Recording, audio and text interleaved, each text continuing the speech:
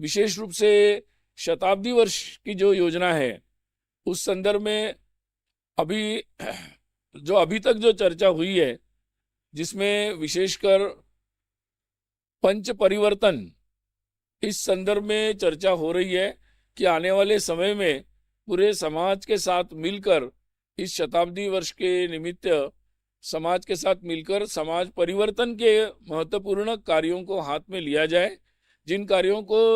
अलग अलग तरीके से स्वयंसेवक पहले से करते आए, लेकिन अब सारे समाज की विभिन्न संस्थाएं, सामाजिक, शैक्षिक, धार्मिक सभी के साथ मिलकर इसको एक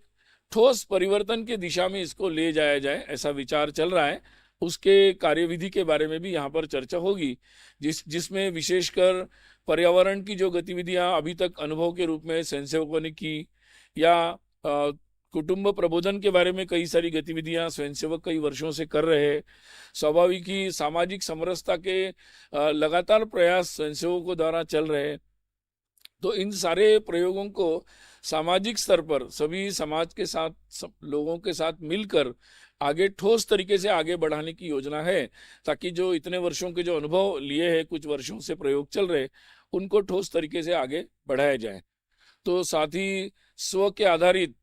जब स्वाधीनता का महोत्सव चल रहा था, अमृत महोत्सव, तो स्व आधारित समाज की रचना कैसे हो हमारे जीवन में, तो उस दृष्टि से भी स्वयंसेवक आगे जाकर समाज में आगे जाएंगे और इसका आग्रह भी समाज में बढ़ाएंगे। एक विषय बार बार आता है कि अभी संविधान के भी 75 वर्ष प्रारंभ हो गए हैं। नागरिक कर्तव्यों की बात करना आवश्यक है,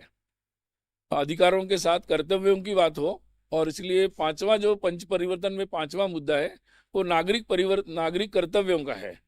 कि जिनको लेकर समाज में सभी एक व्यापक प्रबोधन हो और उस दृष्टि से कार्य प्रारंभ हो जीवन के हर क्षेत्र में।